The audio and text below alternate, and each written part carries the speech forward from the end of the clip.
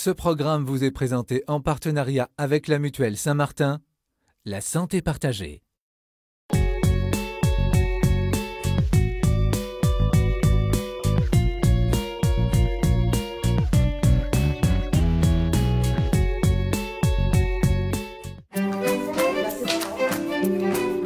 Ce dimanche est un jour de fête pour Camille.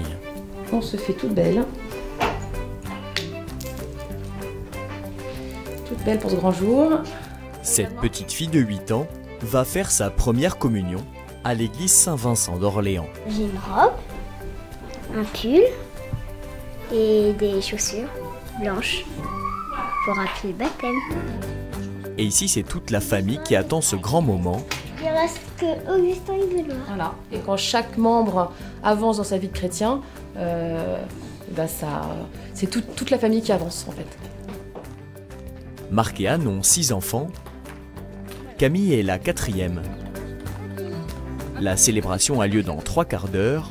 Alors forcément, sur le chemin de l'église, il y a un brin d'anxiété.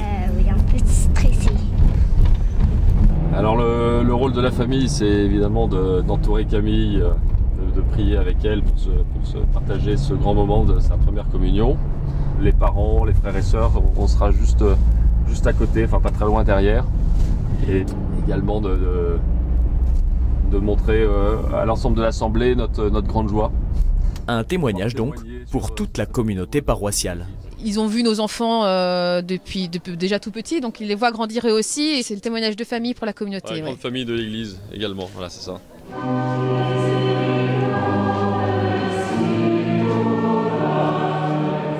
L'heure de la célébration a sonné pour Camille et les autres premiers communiants. Une célébration recueillie, priante, jusqu'au moment tant attendu. Augustine, le corps du Christ. Camille et 5 autres enfants reçoivent le corps du Christ pour la toute première fois. Camille, le corps du Christ. J'ai pensé que je recevais Jésus et j'ai envie de retourner plus à la messe parce que j'ai envie de le recevoir encore. Ça nous fait réfléchir, nous, sur ce que c'est le sens de l'Eucharistie, quand on voit nos enfants communier pour la première fois. On est effectivement évangélisés par nos enfants parce qu'on leur donne, on essaye de leur transmettre notre foi, mais c'est par leur recueillement qu'on voit que Jésus est en eux. On se fait tous grandir mutuellement en famille, en fait, en avançant par chaque sacrement. C'est à chaque fois une étape pour l'enfant, mais pour toute la famille, ça fait avancer tout le monde. Ouais. La célébration est terminée. Place à la fête en famille pour les Derice. Une chose est sûre, le rendez-vous est déjà pris pour l'Eucharistie de dimanche prochain.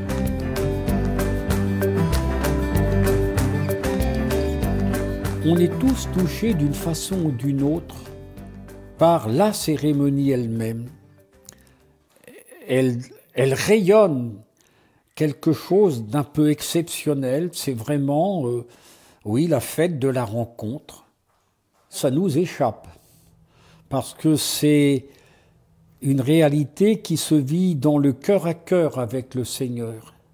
De façon mystérieuse, ce désir de faire comme les grandes personnes ou comme les grands frères et sœurs, eh bien d'accueillir Jésus lui-même dans son cœur, dans sa vie. Cette intimité entre lui et Jésus. Pourquoi, entre autres ? Bien parce que d'abord, Jésus, dans l'Évangile, a bien des reprises, fait référence justement à ces petits-enfants, et il nous dit, ne vous y trompez pas. Gardez ce cœur d'enfant, ce sont eux qui sont les plus à même de vivre du royaume de Dieu, donc de cet accueil de Jésus, et de vivre une relation vraie avec lui. Et Jésus dit par ailleurs dans l'Évangile, « Père, je te rends grâce d'avoir caché cela aux sages et aux savants, et de l'avoir révélé aux tout petits. » C'est à la fois une démarche très personnelle, et là c'est la première démarche personnelle de l'enfant, mais c'est en même temps une démarche de toute la famille, avec qui on va continuer à aller célébrer la messe le dimanche.